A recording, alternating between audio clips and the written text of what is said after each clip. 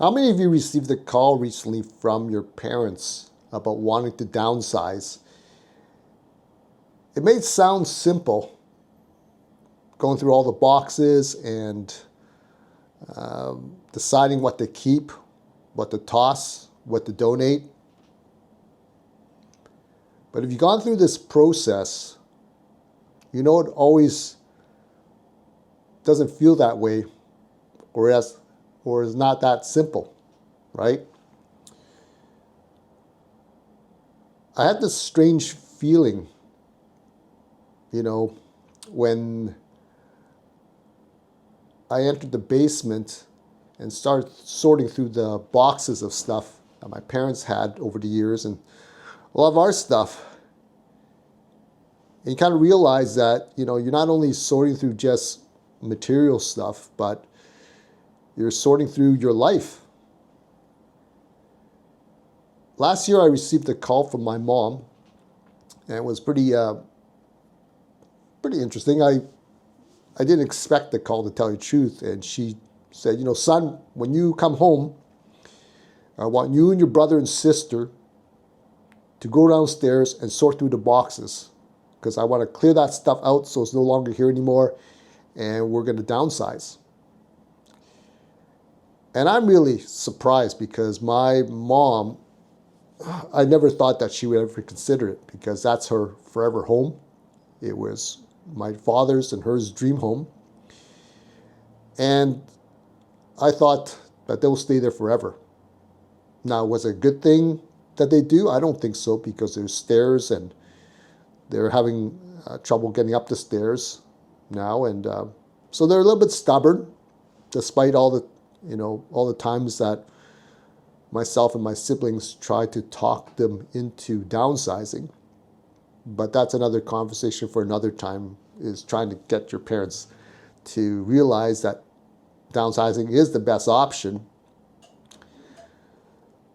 So when I start walking through the house and going through the stuff, headed downstairs into our laundry room, and I start opening up the boxes one by one and taking them out. And I remember myself and my siblings just gathering around all the stuff and deciding, okay, what we're going to keep and what we're going to dispose of.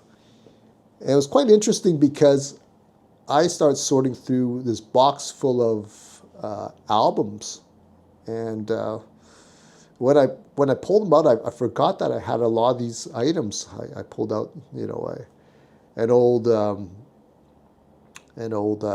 Foreigner record, the very first Foreigner record I had with a big number 4 on it.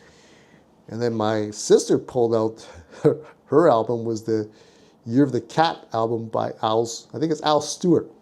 And I thought, wow, I haven't seen that one for a long time. So we had a good laugh, and then, we pull out a stuffed animal that I haven't seen since the 70s, right? And we shared stories on, the things that we used to do when we played the stuffed animals, and so, some of our favorite toys that we pulled out of there that we haven't seen for a long time. And I didn't think it was mean that much when I pulled some of these items out, but I couldn't stop when I was each item I pulled out to stop and look and just kind of reflect for a bit, because it just brought back a lot of these memories that we had, for us, because we weren't well off, music, listening to music, and playing with our toys amongst siblings was our escape and a sense of joy. And I think a lot of Gen Xers are starting to go through this now. This parents downsizing, parents getting older and aging, clearing their homes out to get them ready to move into a smaller place, and dealing with not only our childhood belongings, but our parents' belongings. And I think what surprises people a lot, it certainly surprised me, is how emotional you get when you see these things, because I never thought that I would care too much for it, because when I left home 30 years ago, it was just, yeah, I told my parents, just get rid of it. And I thought they did, but they kept everything, all our stuff, all our, the stuff we won from school, our report cards, and I'm kind of glad they did, because, now looking back at it, it really does bring back a lot of memories, good and bad.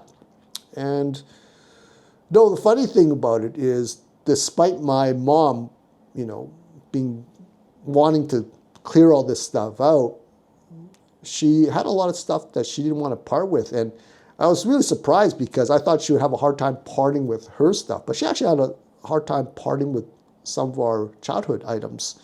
I mean, I had this old weeder bench with the plastic weights that's been sitting there since the early 1990s, hasn't moved.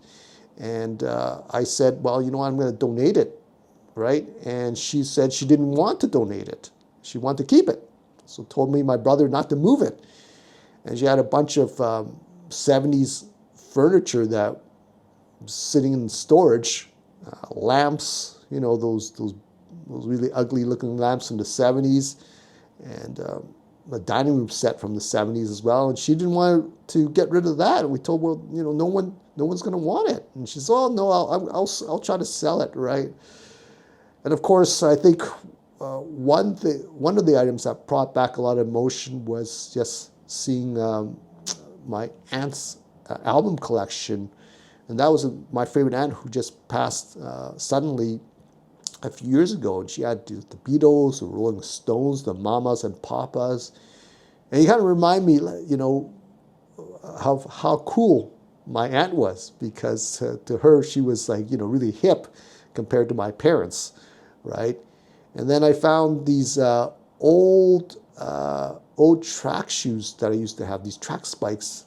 And the last time I ran on them was 1985, and had the autograph from Ben Johnson back in the day when he was at his peak. And I just thought, wow, this is wild, right? And so I think a lot of times you think that these items are easily to part with, but when you see them many years later, decades later, when you haven't pulled them out in a long time, it really is hard to part with a lot of stuff, right? And for me, just being a minimalist, I usually don't have a problem parting with stuff, because I don't like clutter around my house.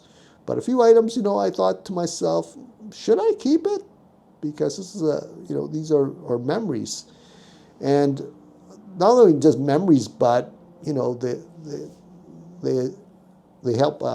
They're my identity, right? And also time markers, right? They brought me back to a period of time in my life. So and that period no longer exists anymore. And so I'm starting to see everything differently when I look at these items. And I think the first time you go through your stuff from your childhood, it really hits you a lot differently, because you realize how much time has passed. You realize also that the childhood you had is no longer here anymore. And I think for me, it just signifies a time that my parents are really aging, and it's really like wow, it's happening. They are downsizing. So the phases, the life phases, become a lot more visible, right? When you go through this experience. And there's also another layer to it. I start to see my parents in a different light, because growing up, we didn't have the greatest relationship, and I was quite at odds with them throughout my childhood, and also in my younger adult years. But when I go through this now, I start to appreciate them more, right? And realizing that that all these items were a part of their life as well, and part of their timeline and part of their story. And I understand now why they kept all these report cards and all these things that I thought when I was younger was just junk and just get rid of it, right? But I can see now why they hang on to it. And I think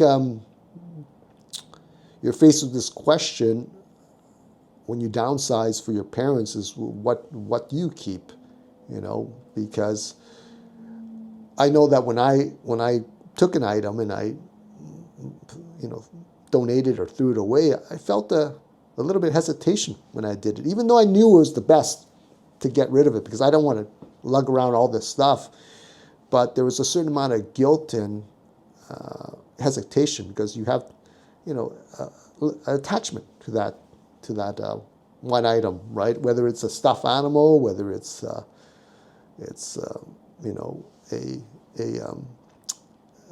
piece of clothing, right? My wife has a real hard time parting with clothes, even though I tell her, you don't need so much. So it's more than just throwing away an object. You're kind of letting go something bigger, right?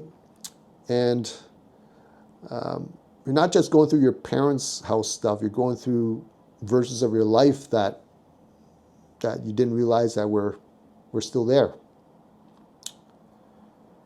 And I think that's why it hits so hard for a lot of Gen X going through the downsizing phase for their parents. And all the emotions, seem to come together all at once in that one day or 2 days or a week or however long it takes, because you come to a realization that you're getting ready for the final years of your parents' life, while at the same time, having all these childhood memories being brought up as you look through these items. And it's not just about the past, it's about realizing, how much it's that those memories and the past is behind you now. So my question to all you Gen Xers is, have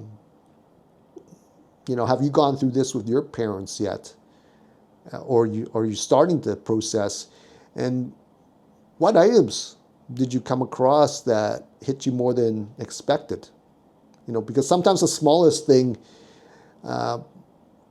is the one that really brings back the biggest feeling of them all.